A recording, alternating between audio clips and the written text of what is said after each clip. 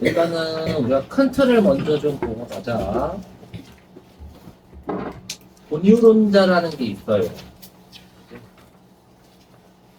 이 사람들은 뭘 긍정하는 사람이냐면 경험에 앞서서 태어날 때부터 정신 속에 각인된 거 본유적인 거라고 하는데, 그 본유적인 거라는 게 있고 그게 뭐다?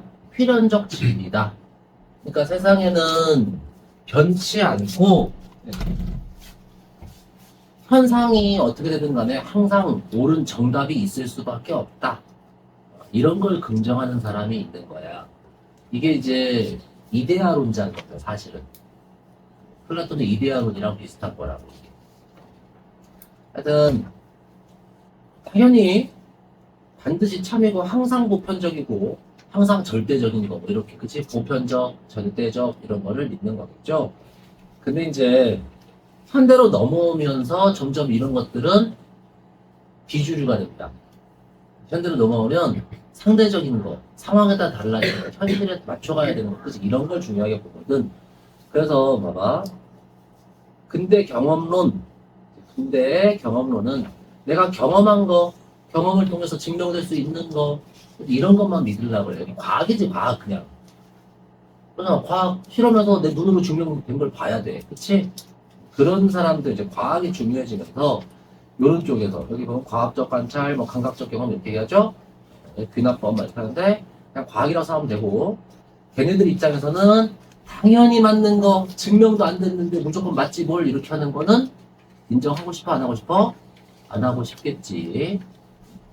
자, 그래서 두 가지 대립된 입장이 있는 거예요. 그러면서 이제 경험론자 로크가 나온 겁니다. 근데 로크, 홉스, 루소는 이제 이 사람들 사회계약설, 사유재산제를 옹호하는 사람, 이런 정도는 우리가 알고 가면 좋아요. 이게 이제 그거랑도 연결이 될 거거든. 하여튼 로크는 인간의 정신 상태를 백지 상태다. 그리고 모든 것은 다 경험을 통해 얻게 되는 거다. 그러니까 그냥 증명해야 되는 거다. 실험하고 관찰해야 되는 거다. 과학적으로 이렇게 주장을 하겠죠. 그래서 당연히 이제 얘네들은 이걸 부정해요. 본유관념과 보편적 동의는 일치하는 게 아니다. 라고 주장을 하는 겁니다. 그냥 당연하게. 그때 여기서 뭔가를 증명했었나 봐. 수당할 거고 당연히. 뭔가 증명하면서 이렇게 주장을 해. 그러면서 이제 그 근거를 또 하나를 들어요. 그 앞에도 근거가 하나 있었던 거고 두 번째 근거가 나온 거야. 자, 그러면서 역시나 똑같이 본유론자들의 주장을 반박했대. 그래서 본유관념이면 반드시 보편적 동의가 있다라는 걸 인정을 안 한다고, 이 사람들. 보편적 동의와 본유는 다른 거. 그러면서 여기는 보니까 어때? 백지와 같은 상태, 잘다 쓰다는 앞에 나왔던 두 개 문단의 시작 부분이었지? 그 두 개 문단 정리를 한 거예요, 여기서. 그래서 그런 건 보편적인 게 아니라 뭐다? 감각을 통해서 받아들여진 특수한 관념일 뿐이다. 이렇게 주장을 해요. 특수한 거, 역시 개별적인 거라고. 보편적은 어디나 똑같이 적용되는 거고, 특수한 건 뭐야? 누구한테는 적용되고 누구한테는 아닌 거고, 알겠니? 이런 거지. 지우야, 커피 써, 달어. 써요? 나는 고소한데. 요렇게. 요게 그러면 보편적이야, 특수야? 그치? 요렇게 사람마다 다를 수 있고 사람마다 다를 수 있다고 생각한단 말이야. 근데 이제 이런 것들 중에서 일부를 뽑아가지고 추상작용이라고 하는데 이게 그냥 이성의 작용이에요, 사실은. 이게 일부를 뽑아서 이성의 작용을 통해서 일반화하면 그게 우리가 믿는 무슨 원칙, 법칙 뭐 이런 게 되는 거라고. 뭐 만유인력의 법칙 뭐 이런 식으로, 알겠니? 그러니까 우리가 법칙이라고 믿는 거는 전부 다 보편적으로 보이지만 사실 그것도 원래부터 그래서 그런 게 아니고, 네? 다 감각, 여기서 감각을 통해서 받아들인 것들이더라. 그치? 그 중에서 일부를 뽑은 거니까, 맞니? 오케이? 해가지고서 결국은 본유론자를 비판하는 내용이 여기서 정리되고 있는 거예요. 너네들이 본유적 개념이라고 주장하는 것도 다 감각 경험을 통해서 받아들인 거고, 네? 그래서 경험적인 거죠. 반대는 뭐예요? 경험적의 반대는 반대말. 모자만 푹 뒤집어 쓰고 몸부림만 치면 야, 경험적인 반대 뭐야? 이데아로만 되잖아. 경험보다 먼저, 경험에 앞서는 거. 경험은 우리가 태어난 다음에 뭐 보고 듣고 하면서 경험을 하는 거고, 그 전에 이미 있는 거. 경험보다 먼저. 그래서 땡땡적. 경험보다 먼저. 줄여서 먼저. 그래서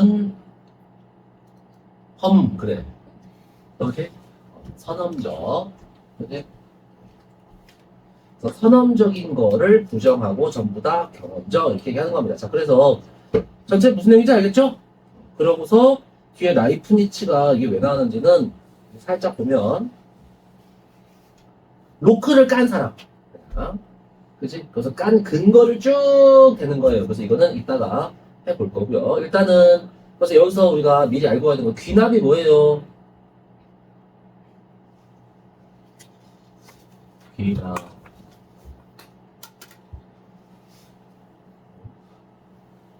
야, 너네 귀납, 연역, 유추, 변증 네 가지는 그냥 알고 다녀야 돼.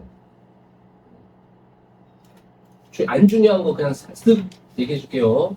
유추는 뭐야? 서로 다른 두 개의 대상이 있을 때 이거를 유사하다고 묶어놓고 내가 알고 있는 것, 이 특성들, 그 다음에 이게 다 이렇게 유사하다고 쭉 갈 겁니다. 이 유사점들을 이렇게 쭉 들어서 이게 이제 뭐야? 유사하다가 이 유사성이 근거가 돼서 여기에 있는 이 결론이 이쪽에도 똑같이 적용될 수 있다고 보는 거. 그러니까 서로 다른 걸 유사하다고 묻고 그 다음에 유사점을 쭉 언급하면서 논리를 정리하는 거야. 이게 그게 유추야. 유추리. 그렇죠? 얘의 특징은 뭐예요? 약해. 논리적으로 약합니다. 왜냐하면 서로 다른 걸 같다고 했으니까. 우리 차이점 하나만 제대로 들어도 반박이 가능하다고 하겠네. 하지만 강해. 뭐가 가장 설득력이 강해요. 이게 인간의 기본적인 사고방식에 가까운 거라서. 맨날 하는 거잖아. 엄마 친구 아들. 그치? 일요일날 보험 권유는 뭐냐?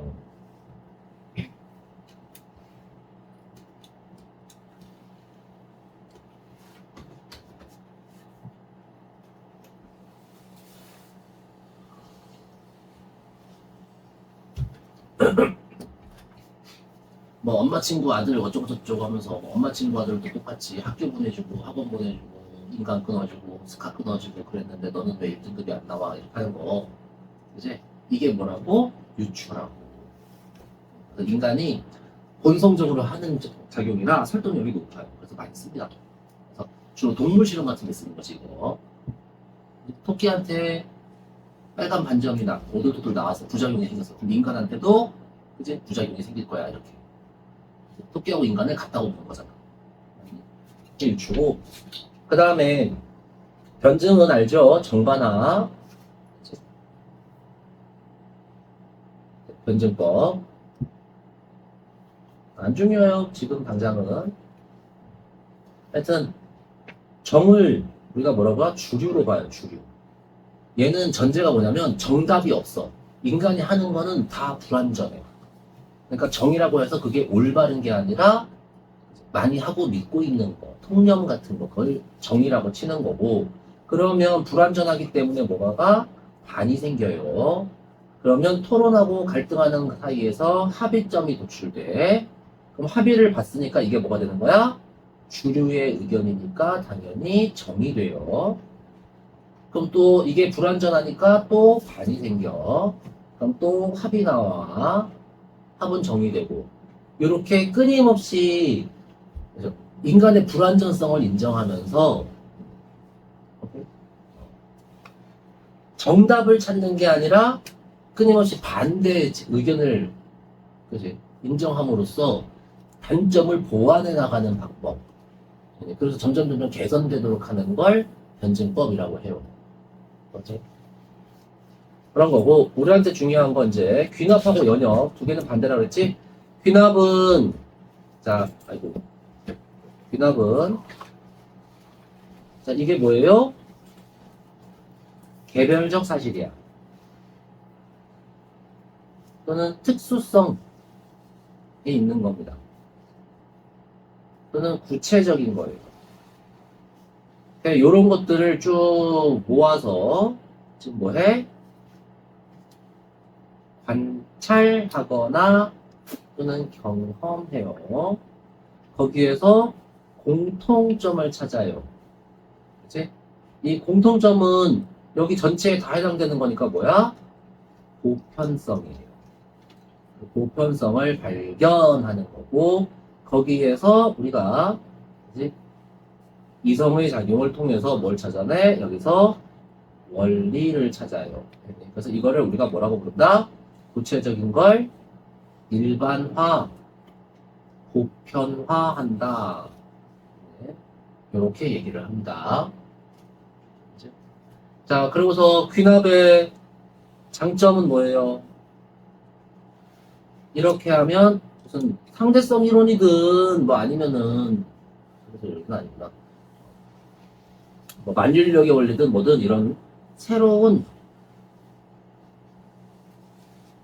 진리를 발견할 수 있어요. 새로운 진리나 법칙 뭐 이런 거 발견할 수 있고, 단점은 필연성이 없습니다. 이게 100% 이런 걸 말하는 건데 이런 게 없고요. 개연성만 있어. 개연성은 뭐 99%뭐 이런 느낌인 겁니다. 그런 것만 있어요. 왜냐하면 이제 우리가 모든 사례를 다 관찰할 수는 없거든요. 우주에 있는 또 과거로부터 현재까지 이어지는 모든 사례를 관찰할 수는 없는 거라서, 그치? 그래서 이 일반화는 무조건 무슨 일반화야? 성급한 일반화야. 다 보지도 않았으면서 한 거니까. 알겠니? 그래서 성급한 일반화의 오류.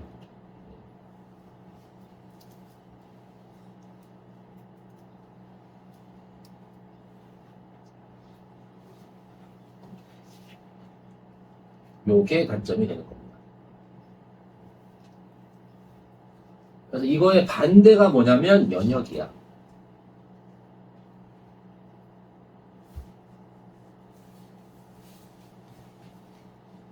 연역은 거꾸로 대전제,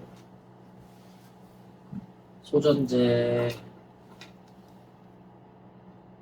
결론 이렇게 이어지는 거예요.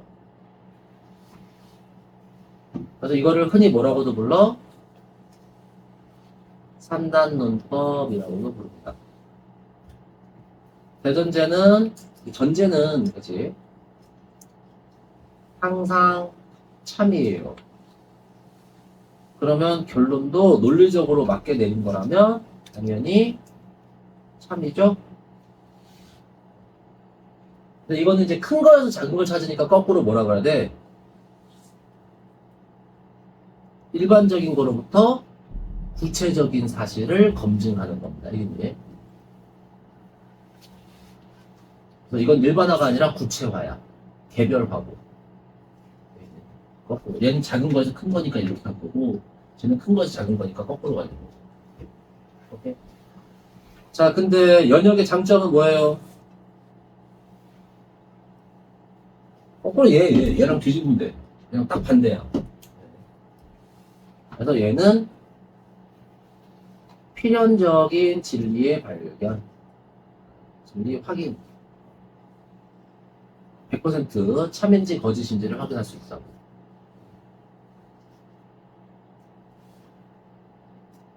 단점은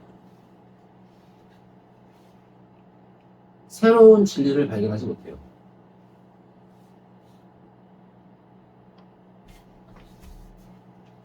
너는 왜 이렇게 눈물을 치는 건데? 신기해, 그럼. 그럼 그렇게 할지 알아. 딱 반대지? 자, 새로운 진리 발견할 수가 없어요. 그러니까 이게 그런 거잖아. 뭐, 근데 맨날 배우는 게 그거지. 사람은 죽는다, 소크라테스는 사람이다. 그치? 소크라테스 사람. 그럼 소크라테스는 죽는다, 맞죠? 근데 소크라테스가 죽는다는 건 이미 이 안에 포함된 거예요. 전제 안에. 그렇지? 그러니까 우리가 새로운 걸 발견할 수가 없어. 그냥 어떤 명제가 논리적으로 확실하게 참이라고 주장할 수 있는가만 확인하는 거지. 그리고 또 하나가, 근데 이제 이게 대전제가 항상 참이라고 했는데,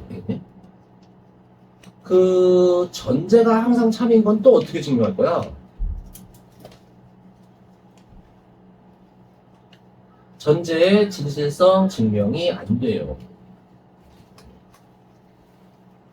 만약에 대전제가 진짜인 걸 또 이게 항상 참이라고 증명하려면 또 뭘 쓸 수밖에 없어. 100% 진리를 발견해서 참인 걸 증명하는 건 연역밖에 없어. 또 연역을 써야 돼. 네. 그러면 이 대전제를 결론내 놓고 위에 전제를 또 제가 해야 되는데 그럼 그 전제는 또 뭘로 증명해? 어? 그 전제가 또 참이라는 건 뭘로 증명할 거야? 그 모든 사람은 죽는다고 그랬는데 모든 사람이 죽는지 아닌지 어떻게 알아요? 그것도 하려면 그지? 또 연역을 써야지. 아니면 귀납이야. 그러니까 이게 전제의 진실성을 증명할 수가 없다 그랬지? 그래서 이게 이제 둘 중에 하나입니다. 순환 논증의 오류에 빠지거나 계속 거꾸로 이렇게 그지 올라가면서 계속 반복하는 짓을 똑같은 걸 그지? 이게 생기거나 아니면 귀납에 의존하거나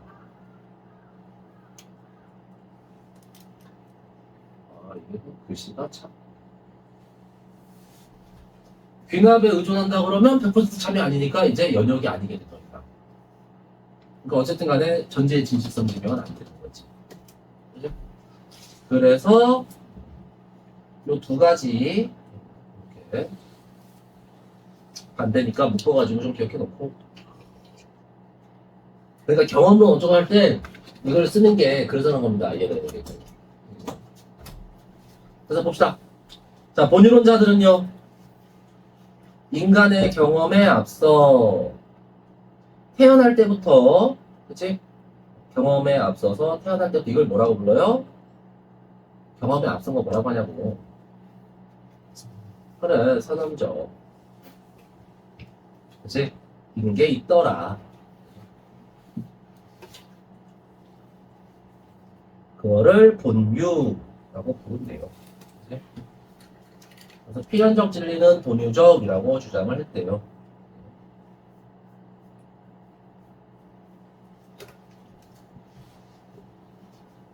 근데 이제 여기서 봐봐. 필연적 진리는 본유다 그랬지? 이걸 따로 빼놓을게요, 잠깐.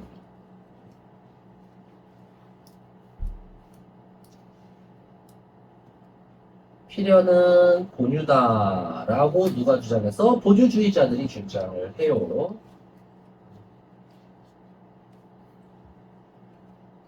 근데 이제 로크는 아까 뭐라고 했냐면 본유관념과 보편적 동의 간의 필연적 관계를 부정한다.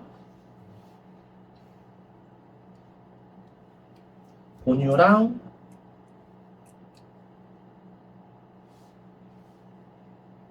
보편적 동의. 그렇죠? 이거는 필연적인 게 아니래. 이거는 이제 로크 생각이에요. 로크. 그러면서 여기 본유론자들이 말하는 본유관념은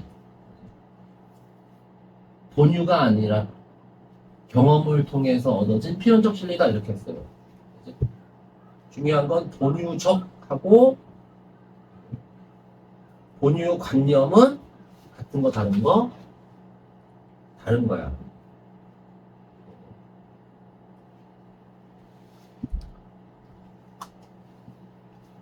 그러면 자 본유론자들이 말하는 본유관념은 뭐예요? 본유적이기도 한 겁니다. 근데 로크는 그게 본유적이지도 않다고 볼 거예요. 그치? 그러면서 그게 아니라 오히려 얘는 뭐라 그랬어? 경험을 통해서 얻어진 필연이래요.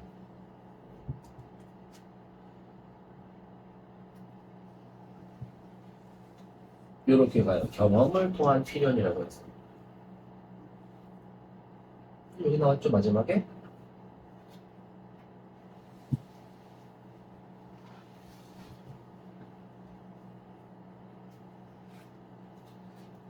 자, 그러면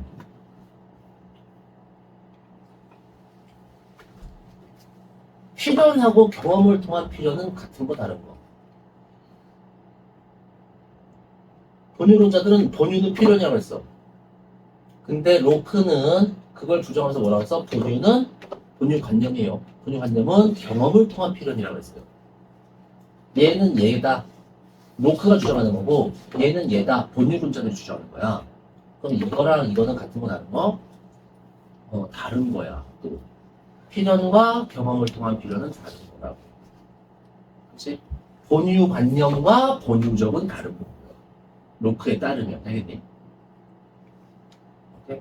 본유론자들은 상관없어. 본유론자들은 다 같은 거로 가도 돼. 본유론자들은 이런 걸 다 그냥 비슷하고 같은 거로 보는 거고, 그치? 로크는 그걸 막 구분을 한 거예요. 그치? 그리고 보편적 동의는 뭐죠? 경험을 통한 필연이랑 완전히 같은 것도 아닌 거예요. 이거는 얘인데, 이거는 본유가 얘인데, 본유는 얘는 안 되잖아. 그치?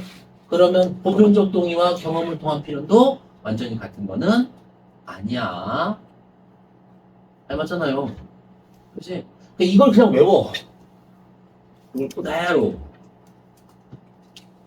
이거 본유 관념입니다. 이렇게 본유라고만 써놓은 거 되겠니? 이게 뭔 차이가 있는지는 최대한 이해를 해보기는 할 텐데 일단 안 되면 그냥 그대로 외우라고. 이게 다른 거니까 어쨌든. 그렇죠?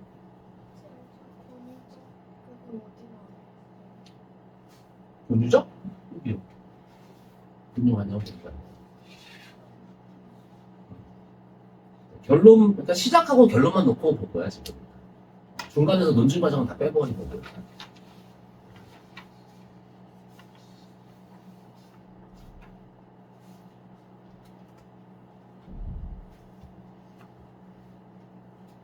그리고 이제 마지막으로 우리가 할 수 있는 게 본유적은 로크 입장에서 뭐였냐면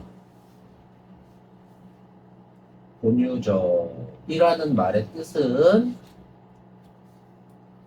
경험이 아니다의 뜻이랑 같은 거예요. 본유적은 경험이 아니야. 관념은 경험을 통한 거야. 맞죠? 본유관념은 경험을 통한 거고 본유적이라는 말은 경험하고 상관없는 거고 선언적인 겁니다.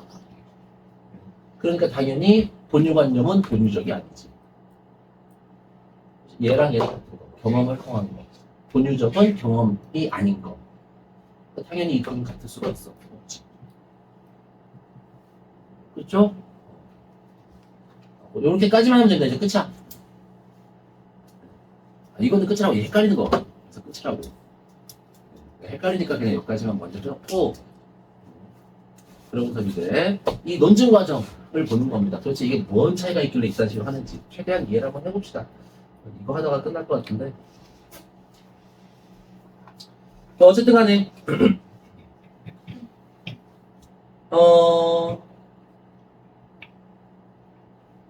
자 일단은 여기서 하지 말자 잘라갖고 이렇게 그치? 앞에서 보는 필연적 진리는 본유관념이고 그치?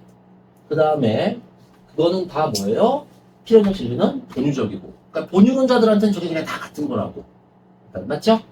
다 같은 거고 그 본유적이란 말은 보편적 동의라는 말도 같은 말인 거고 이게 근데 로크는 여기 있는 단어들 그러니까 여기에 본유적, 필연적 진리 그 다음에 본유관념 그 다음에 보편적 동의까지 이 네 개의 단어를 로크는 구분해서 써야 된다고 보는 거야. 쉽게 말하면. 되겠니? 이걸 구분해서 써야 되는 거야. 자, 그리고 근대 경험론이 다 로크랑 똑같은 건 아닙니다. 그냥 일반적으로 근대 경험론은 본유관념이라는 것 자체를 인정하고 싶지 않았대. 이 본유관념이 뭐야? 필연적 진리. 그러니까 항상 무조건 답이 될 수밖에 없는 거를 인정하고 싶지 않았대. 그러니까 이게 절대적 진리라는 건 항상 참여되는 거고 필연적 진리는 무조건 참여되는 거야. 뭔 차이가 있냐면요. 이런 거지? 하여튼 절대적 진리는 잠시만 미안. 필연적 진리는요. 우리가 뭐 굳이 검증하고 실험하지 않아도 참여되는 거란 뜻이야. 근데 절대적 진리는 그냥 검증하지 않아도 뭐 그럴 수도 있지만 혹시 검증을 해서 발견해도 되는 거 아닐까? 검증하고 해서 발견을 했는데 그게 발견하고 나서 보니까 어때? 어디나 다 똑같이 적용되는 진리인 거지. 항상 맞는 말이 되는 거야 이게. 그러니까 그러면 이거는 보편적인 거, 보편적 진리라고 불러도 될까 안 될까? 돼요. 그러니까 절대적이다라는 건 무조건 뭐 이런 뜻도 있지만 되겠네? 흔들리지 않고 변치 않아요 이 뜻이 강한 거라고. 그치? 근데 그 변치 않는 진리라는 건 발견 과정이 어땠냐는 상관이 있어 없어? 없는 거라고요. 내가 실험을 통해서 발견을 하든 딱 보니까 알겠어 이렇게 하든 되겠네? 인간의 본성을 가만히 생각해보니까 그럴 수밖에 없다라고 하든 그건 중요한 게 아닌 거야. 일단은 발견해놓고 이건 절대 틀리지 않는 항상 답 이렇게 주장할 수는 있는 거지. 아니야? 사실 절대적 진리가 없어서 사례를 들기가 좀 그런데 그나마 동의할 만한 게 뭐가 있을까? 그래 만유인력 합시다. 만유인력 알겠니? 만유인력 만유인력은 우리가 어떻게 알아냈지? 그렇죠. 그걸 관찰하고 그치? 경험해서 안 거지. 맞죠? 경험하고 그러면서 이거 논리적으로 생각해보니까 이럴 거야 라고 생각해서 이제 결론 내린 거예요. 맞니? 그게 만유인력이야. 근데 이렇게 해서 발견된 만유인력을 우주 전체에 적용시킬 수 있다 없다? 있다고 치자니까. 우리는 다 확인은 못 해봤지만 있다고 치잖아? 그러면 이 만유인력은 뭐가 돼? 절대적 진리. 그치? 절대적이고 보편적인 거. 어디다 적용할 수 있고 항상 옳은 거. 그치? 요렇게는 될 수 있단 말이야. 하지만 이거는 우리가 경험을 통해서 얻어낸 거잖아. 뭔가 증명 과정을 거친 거라고. 그래 안 그래? 맞죠? 막 관찰하고 그 다음에 논리적으로 생각하고 막 증명하고 이렇게 한 거잖아요. 그러니까 이런 것들은 뭐 필연적 꼭 그래야만 하는 것, 증명하지 않아도 당연히 옳은 것이라고 볼 수는 있어 없어? 없는 거지. 만유인력은 증명 과정을 거쳤으니까. 오케이? 그래서 필연적하고 보편적은 사실 다른 말이라고. 보편적 진리와 필연적 진리가 이게 일부 겹칠 수는 있어요. 알겠니? 하지만 본질적으로 똑같은 건 아니란 말이야, 일단. 그래서 얘네들은 일단 필연적 진리라는 걸 좋아해요. 필연적 진리라는 걸 좋아하는 겁니다, 이 사람들은. 뼛속까지 이해하는 자야, 이 사람들. 하여튼 그래갖고 근대 경험론의 입장에서는 이 본유 개념, 이제 여기서 보면 본유관념, 필연적 진리란 본유관념이 있겠지? 그러니까 본유관념을 인정할 수 없다는 게 무슨 뜻이야? 필연적 진리를 인정하고 싶지 않다는 뜻인 거라고요. 일단 이 경험론자들 맞지? 하지만 필연적 진리를 인정하고 싶지 않다고 해서 인정하지 않는다고 해서 보편적 진리까지 인정 안 하는 건 아니야. 보편적 진리는 그래도 있을 수 있어. 왜? 경험을 통해서 찾으면 되니까. 그러니까 경험론자잖아. 응? 왜 웃는 건데 도대체? 나도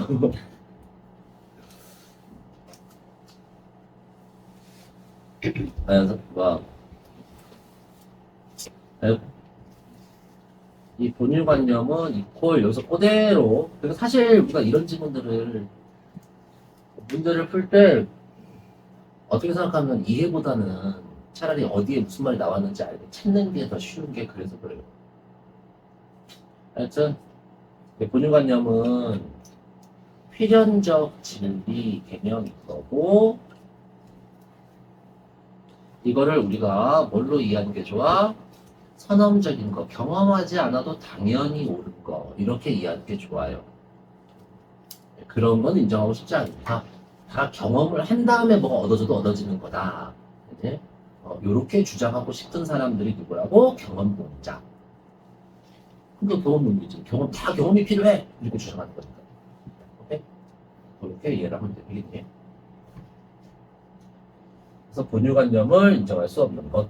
그러면서 대표적인 경험론자인 로크 이렇게 나온 거고. 그래서 아까 잠깐만 읽으면, 그치? 본유적은 경험이 아닌 거야. 근데 여기서 경험을 통한 필연이라고 하는데, 이게 사실은 뭘 말하는 거야? 실험을 통해서 발견한, 실험 같은 걸 해서 관찰을 해서 발견한 보편적 진리, 이런 말을 하고 싶은 거예요. 이거 아시죠? 실험 통해서 발견하면 되니까. 오케이? 만유인력처럼. 그래서 이 필연이라는 말을 그렇게 구분해서 쓰고 있는 겁니다. 자, 다시 끝에 할 거니까. 뭐 그런 거 그렇고, 인간의 정신 상태는 백지 상태다. 아무것도 없는 거예요. 그냥 말 그대로. 그래서, 자, 본유관념은 본유적인 것이 아니다. 이렇게 하지? 아까 본유적이 뭐라고? 여기 아니구나. 됐어. 여기.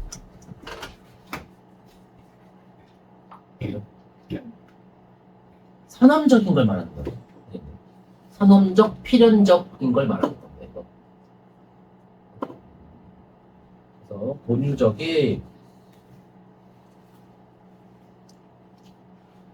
본유적이라는 단어는 애초에 뭐다? 선험적이고 필연적인 거다. 근데 얘네들이 말하는 본유관념은 선험적이고 필연적인 게 아니다. 그런 건 세상에 없다. 네. 이렇게 주장을 하는 거예요.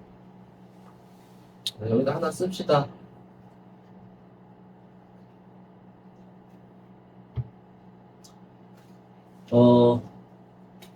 여기서 말하는 이 본유적이라는 거를 무슨 뜻으로 봐? 선험적이고 필연적인 진리라고 보는 거. 여기에 대해서는 로크도 동의해요. 다만 로크는 뭘 싫어하는 거야? 그런데 이 뜻이 그렇다는 거, 그치? 이 의미에 대해서만 동의하는 겁니다. 현실에 저런 건 없더라. 이렇게 생각하면 돼요. 로크는 이 뜻은, 그래, 본유적이란 말의 뜻은 이런 거다라고 의미적으로 동의하는데, 할 수 있는데, 그런 건 현실에 없다. 본유론자들은 아니다. 우리가 하는 게 다 그런 거다. 그럼 그렇게 한 게 진짜 좋은 거다. 이렇게 하는 게 본유론자들이고, 로크는 증명 안 되면 안 되는 거라 이런 건 없어요. 자, 차은우가 잘생겼냐?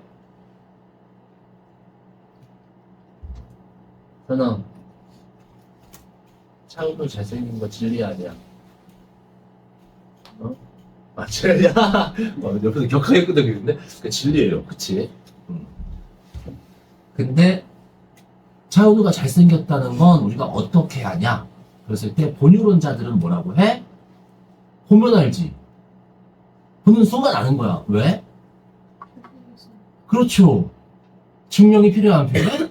안 필요해. 그러니까 그걸 아는 능력도 우리 몸 안에 이미 태어나기 전부터 내재되어 있는 거야.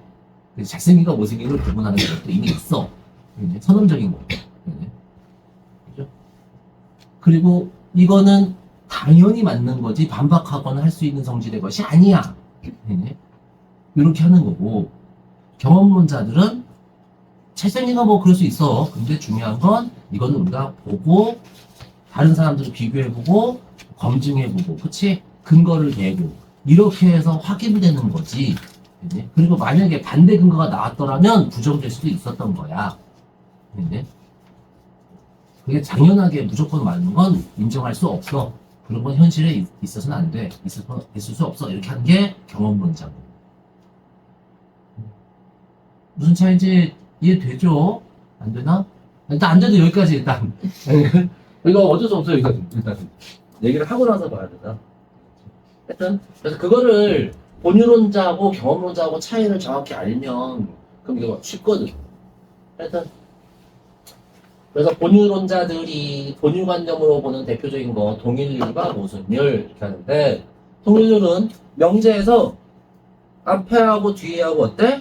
같은 거 당연히 참 맞죠? 증명할 필요가 없는 당연한 참 그게 동일률이에요. 그 다음에 모순율은 우리 국어에서 모순관계는 뭐다? 여집합도 없고 교집합도 없는 거. 그러니까 동시에 존재하는 거 교집합 느낌이죠? 동시에 존재하지 않는 거. 그냥 존재하지 않는 게 아니라 동시에 존재하고 동시에 존재하지 않는 거예요. 이렇게 이렇게 동시에 존재하지 않는 거. A, B에 어디에도 해당되지 않는 거. 동시에 여집합 이렇게 얘기를 해줘야 됩니다. 그래서 교집합도 없고 여집합도 없다. 비슷하게 말하면 뭐예요? 이거 이분법이랑 비슷해요. 참고입니다. 이해하라고 써주는 거야. 외우러 쓴 게 아니고 알겠니? 왜냐면 전체 집합 U 안에서 부분 집합이 A 집합, B 집합 이렇게밖에 없어 봐. 모든 세상이 A하고 B 둘로만 나눠져. 그럼 교집합도 없고 여집합도 없는 거잖아. 그렇지? 그래서 이분법이랑 비슷한 거야. 하여튼 근데 이게 서양 철학의 전제예요. 서양의 고전 철학, 전통 철학하고 현대 철학을 구분할 때 전통 철학의 전제가 이거야. 동일률과 모순. 일단 그래갖고 누구나 참이라고 하는 지식. 이거는 보편적이라는 뜻인데 사실 이 사람들 주장하고 싶은 건 보편적이 아니라 반드시 맞는 필연적인 걸 말하고 싶은 겁니다. 일단. 그러면서 얘네들은 그치? 본유론자들은 이거를 필연적인 거라고 당연한 거 아니냐 그치? 이렇게 주장하고 싶을 텐데 로크 입장에서는 애들은 백지 이게 뭔지 알지도 못하고 자신의 정신에 있는지조차 모른다 그치? 이거 배워야 되는 거다 오케이? 즉 경험을 통해서 획득하는 것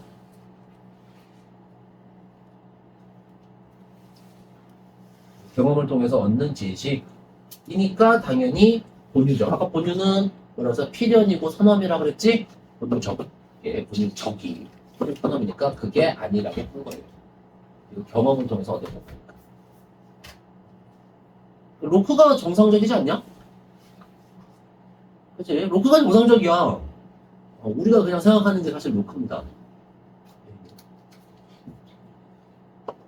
그리고 로크에게 어떤 것이 정신 속에 각인된다는 것은 이해하고 의식하는 것.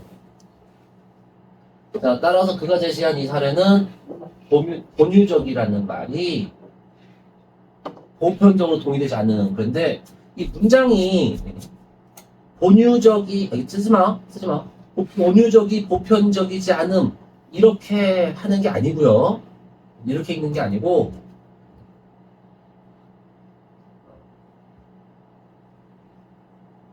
써줄게. 이거 따로 좀 전에 본유적임은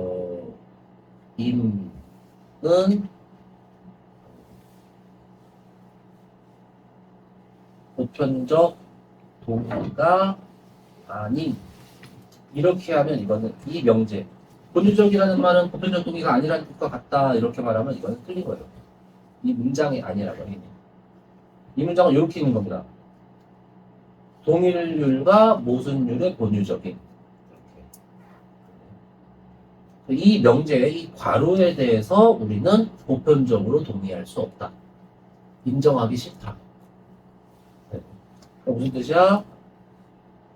동일률, 모순율은 권유적이다. 그치? 이러한, 그치? 이런 명제는 보편적으로 동의될 수 없다. 이 뜻이라고. 문장을 여기서 이렇게 먼저 잘라서 이렇게 먼저 잘라서 읽고 그걸 하면 안 되고 여기를 괄호를 이렇게 하고 여기서부터 여기까지가 먼저 읽어서 하나의 명제. 이 여기서부터 여기까지 괄호가 알겠네. 이 명제가 보편적으로 동의될 수 없는 명제다. 이게 인정할 수 없는 명제야. 이런 정도의 뜻이라고요. 알겠니? 당연한 말이지. 앞에서도 그랬잖아. 동일과 모순율, 권유적임을 부정. 동일률과 모순율, 권유적임은 동의되지 않아. 그치? 같은 말이야, 이거. 이렇게 했습니다. 알겠니? 그렇고, 본유관념과 보편적 동의, 이 둘은 필연적이지 않아요. 이렇게. 그래서, 진짜 이 질문 너무 싫어. 녹색, 파란색 이렇게.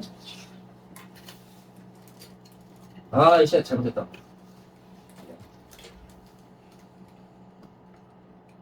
이 녹색 명제, 그치? 그 다음에, 이렇게, 보편적 동의되지 않음, 이게 여기, 이거랑 같은 게 뭐예요? 아는 거 같은 게, 필연적 관계 부정.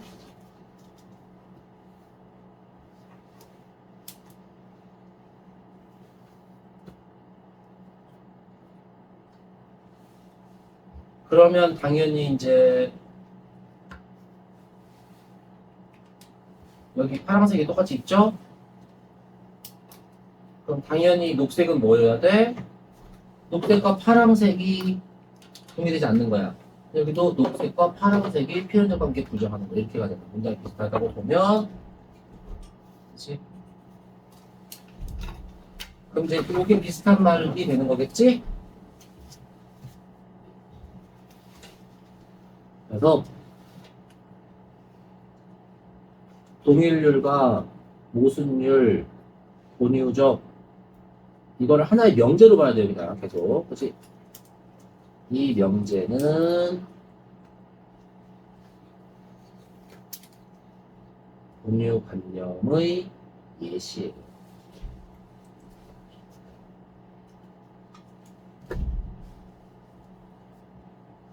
그치? 그게 어디 처박혀 있어? 여기 있어.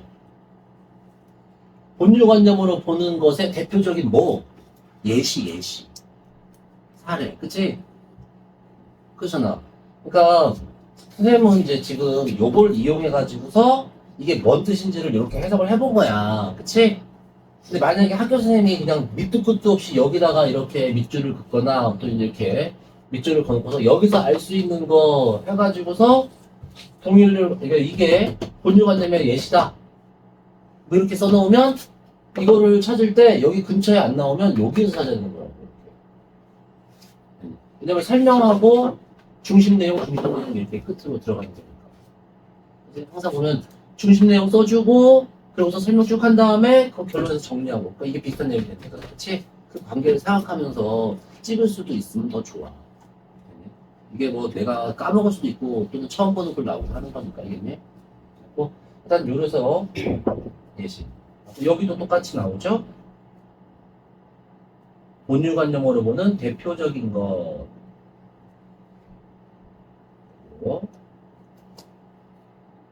이게 뭐예요? 사례. 예시. 그치? 그게 동일률과 모순률 이런 거. 됐니? 자, 앞에 뭔가 허탈하지? 이거 하고 있는 거. 물론 이런 걸로 근데 따져야 되나? 뭐 어쨌든. 자, 그러면서 로크가 이 논지를 전개할 때 전제는 이거예요. 인간에게 어떤 것이 정신 속에 각인된다는 것은 이해하는 동시에 의식하는 것. 이게 그러니까 전제. 그래서 그 전제에 따라서 이렇게 결론되는 거거든요. 여기는 따라서 이렇게 주도록 앞에가 전제, 뒤에서 반론 이렇게 되는 겁니다.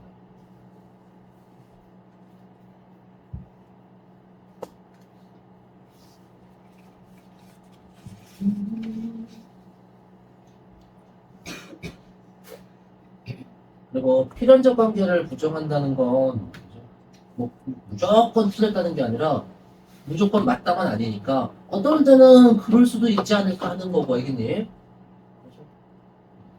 어떤 때는 본유관념과 보편적 동의, 그러니까 본유관념이 보편적 동의를 얻을 수 있어. 경험을 해가지고 증명이 되면 동의를 얻을 수도 있는 거야. 본유관념이라는 건 이거랑 같은 건 아닙니다.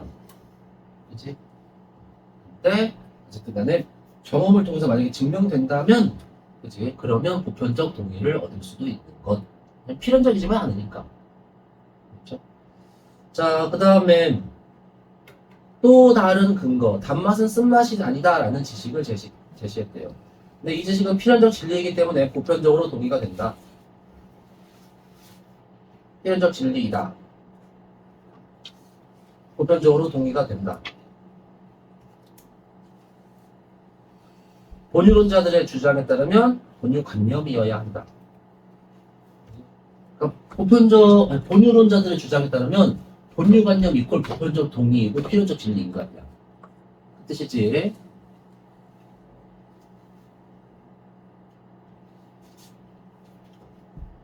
그렇게 해야 돼요. 하지만 실제로 본유론자들은 한다 안 한다. 본유론자들은 이 지식을 본유관념으로 인정하지 않는다. 자,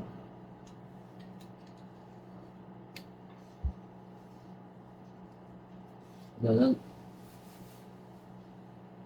현실에서는 이렇게 넣어놓으세요.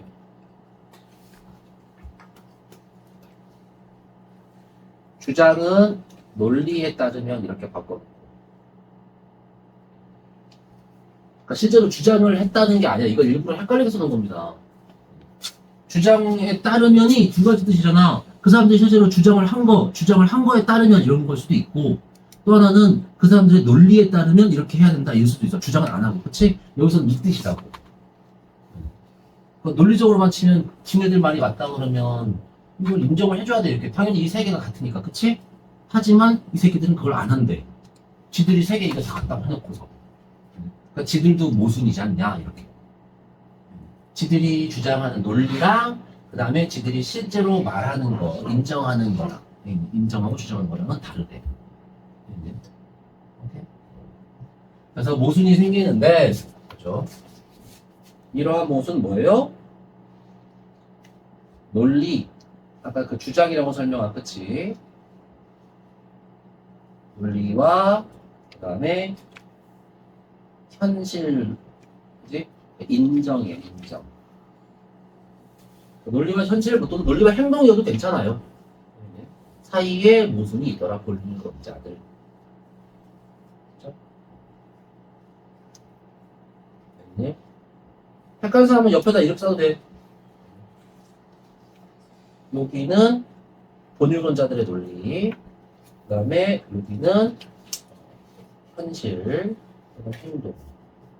그래서 이 사이에서 이렇게 모순이 생기는 거. 이렇게 써놔도 됩니다. 같은 거예요.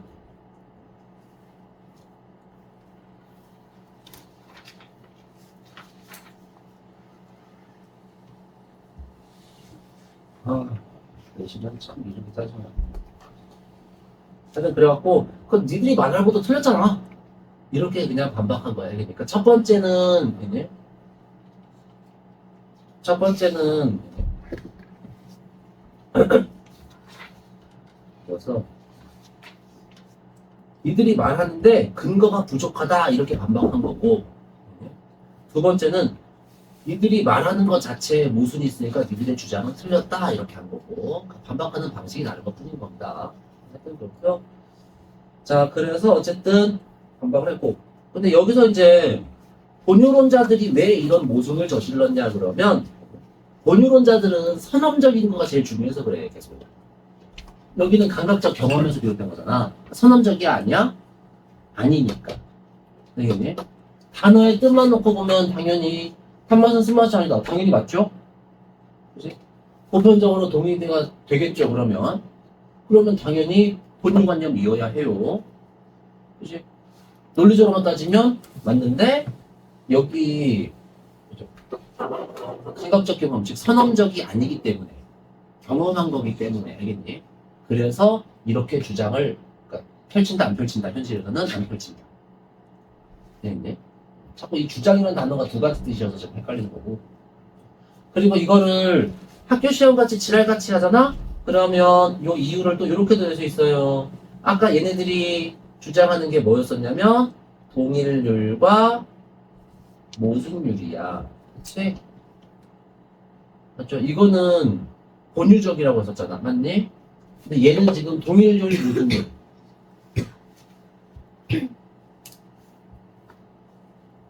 동일률에 해당이 되려면 이게 같아야 돼. 이쪽하고 이쪽이 같아야 된다고. 안 돼. 동일률 해당이 안 되지? 모순율이면 단맛은 쓴맛이 아니다가 아니라 뭘로 나와야 돼?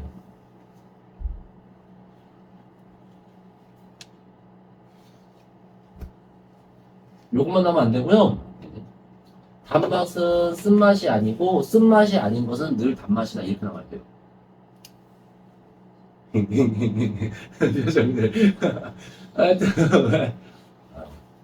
하여튼 그거 좀 따라해 줄게요. 하여튼 어쨌든 얘는 동일률로도 모순율로도 증명이 된다 안 된다? 안 된다. 그치? 동일률 모순율에 해당되는 게 없어. 해당 안 됨. 그래서 본유론자들은 현실적으로 저것들을 인정해야 안 해? 인정 안 함. 이렇게 말해도 어쨌든 같은 겁니다. 그러니까 경험이기 때문에, 경험을 통해서 얻어낸 거기 때문에 라고 해도 되고, 이렇게 말을 해도 돼. 알겠니? 자, 이게 인정 안 하는 거고, 그러면 그 인정 안 하는 이유는 뭐야? 이 인정 안 하는 이유가 이거. 이유를 두 가지로 말할 수 있습니다. 그냥 본유론자들이 싫어하는 건 뭐라고? 경험. 오케이? 경험이어서 인정 안 해. 알겠죠? 경험이 없어야지 인정. 또 하나는 이거. 이렇게 하는 거고. 이게 모순율은 따로 써줄게요. 오늘 여기까지만 합시다. 그냥 모순율까지만. 지금 벌써 죽을 것 같은데. 여기까지만 쓰고 가자. 모순율은요. 아까 교집합도 없고 연집합도 없다 그랬지? 그걸 이렇게 설명해요. A이면 B는 아니다. 여기서 중요한 건 A이면이에요. 그러니까 모든 A는 이런 뜻입니다.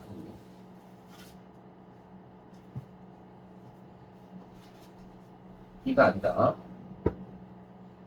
그 다음에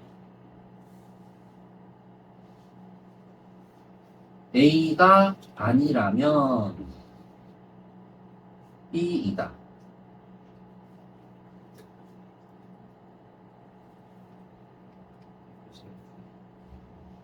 그러니까 A가 아니라면 B라는 건 무슨 뜻이야? 여집합이야, 교집합이야. A가 아닌 거는 다 B에 들어가. 왜? 여집합이 없으니까. 여집합이 없으니까 딴 데 갈 수가 없어요. 그냥 무조건 B에 들어가야 되는 거지. 맞니? 그래서 여집합 없음의 뜻이고요. A면 B는 아니다. 이거는 교집합이 없으니까 동시에 될 수 없는 거지. 이거는 교집합. 이거는 교집합 없습니다. 근데 이거 굳이 왜 써주냐면 이게 우리 모순율이라는 게 국어 시간에는 아주 많이 나와요. 독서랑 문학이랑 뭐 여기서 저기서. 뭐 기본적으로 선생님들이 제일 떠올리기 쉬운 것 중에 하나가 이거거든. 이 두 가지가 다 있어야지만 네, 모순율인 거야. 근데 여기는 지금 단맛은 쓴맛이 아니다 하잖아. 그치? 그러니까 A는 B가 아니다. 이거 하나만 있는 거야. 그러니까 뭐까지 있어야 돼? 요거까지 같이 나와야지만 모순율이 나면 되거든. 요것만으로는 안 된다는 소리예요. 알겠니? 이게? 오케이? 모순율은 이 두 가지가 동시에 성립해야 돼요. 헐. 이 관계가 엔드 관계야. 옆에 잡시다. 고생했어요.